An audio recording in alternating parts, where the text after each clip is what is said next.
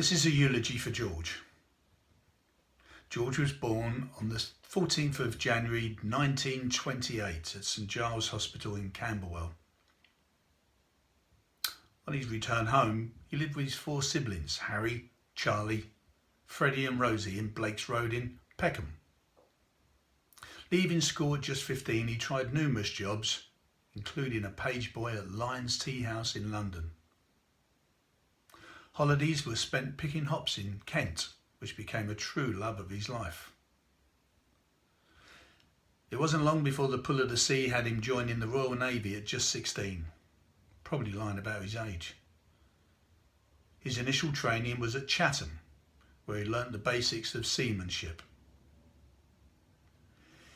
His career in the Royal Navy above the waves was spent serving on numerous ships, including the Outbreak and Swift Shore, to name but two. After a while, the prospect of earning an extra £50 convinced him to become a submariner. So once again he upped sticks and found himself at HMS Dolphin, along with the other young submariners. He found the training exciting and found a strong comradeship with other like-minded submariners, which remains to this day. At the end of World War II, he once again surfaced from the depths to work as a stoker mechanic in the Merchant Navy, until he finally jumped ship, never to return. The next chapter of his life saw him meet his future wife Sylvia, and he managed to land a job as an engineer at the BBC. Working for the BBC, this was the wonder years for George. He did shift work as a plant room attendant and worked at Bush House in London, the World Service. He truly loved his time working there amongst characters like old Vic Gould, young David Exley, me, George the Greek, Frank Vegas, Terry Turner, to name but a few. And of course there was Ted, Derek, the supervisors, and of course Peter Singfield.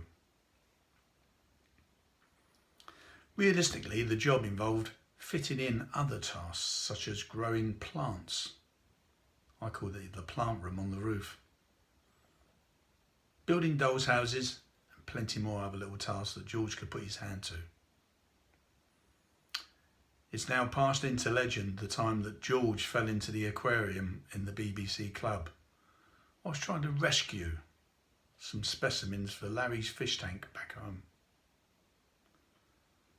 Thankfully, his time spent in the submarine surface helped save the day, and he escaped drowning, but sadly he brought no fish home that time. George took early retirement in 1986, obtaining his next job as a caretaker at some flats near the family home. He also built up quite a successful gardening business helped by little Billy McNeil from the BBC. Holidays were spent going to places like Corfu, Gibraltar, Italy, Rhodes, and nearer to home the lovely Pet Level near Hastings, accompanied by Flo and Ted. George loved working the markets in Peckham and helping his good friend Peter at the poultry shop in Shumet Road in Peckham.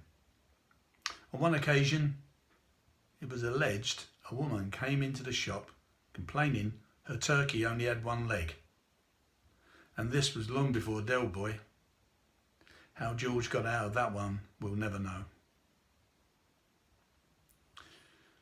Sylvie passed away in 1999 after a short illness, and George decided it was time to move to Canterbury to be near his son Larry. About 10 years ago, George had a fall and fractured his hip, which was the start of the decline in his health, enduring diabetes and pneumonia, amongst other illnesses, until finally passing away as a result of bowel cancer. I hope George is now happily tending his stall outside the pearly gates, selling one-legged turkeys and goldfish, fresh from the BBC club, hanging from his mouth. God bless George.